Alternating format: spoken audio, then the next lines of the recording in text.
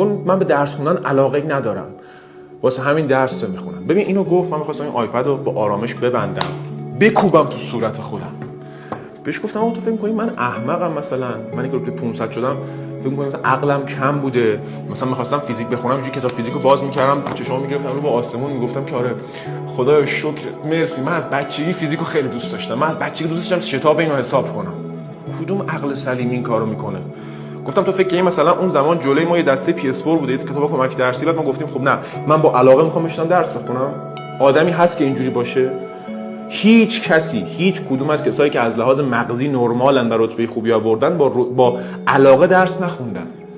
تو فکر نکن مثلا مسیر درس خوندن جاده چالوسه که هم باید از مسیر لذت ببری هم از مقصد باید لذت ببری. اصلا هم چیزی ممکن نیست. زمان کنکور، مسیر کنکور شما مثل یه جاده‌ای که وسط کویر لود داره رد میشه، 10 ساعت فقط عذاب کشیدنه ولی تهش قشنگه.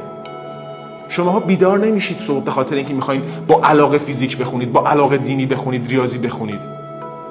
چه بسا مثلا شما از ریاضی متنفرم باشید، شماها بیدار میشید چون سال دیگه وقتی نتیجه کنکورتون میاد، اگر قبول شده باشید اون چیزی که میخواید، اگر رتبه‌ای که میخواید رو آورده باشید، جوری بالا پایین میپرین از خوشحالی، جوری سرتون رو جلو مامان باباتون میگیرین با افتخار بالا که با خودتون میگین بابا همه یکی دو سال درس خوندن میارزید. تمام صبحایی که نمیخواستم بیدار شدم ولی بیدار شدم میارزید. تمام اون با عذاب درس خوندن میارزید. پس مسیر رو بی خیال، شماها به عشق مقصد دارید درس میخونید، هیچ کس هم با علاقه درس نمیخونه. خیلی مخلصیم.